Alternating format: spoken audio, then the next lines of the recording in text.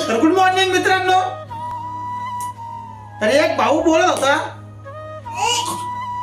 ए खाऊन घ्यायचं हे आता चालतं भाऊ, घरचं अन्न खायलाच नको लेकरांना माझ्यावालं.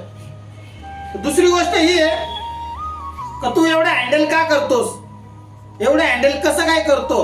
बायको आहे, मी आहे, आमच्या बिल्डिंग मध्ये एक छोटीशी पिल्लू आहे, ही कधी कधी आमचा व्हिडिओ शूट करते.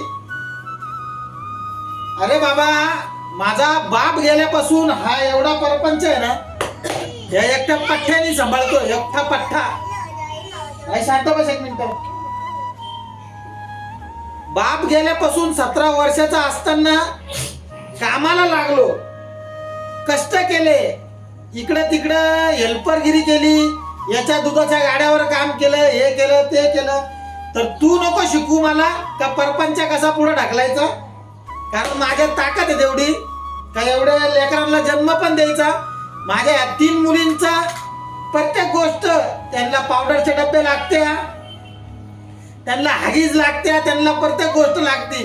आता माझ्या बाळांना सर्दी झाली, त्याच्यामुळे मी 4 दिवस झाले घरीच आज, आणि थोडं एक मनात दुःख आहे,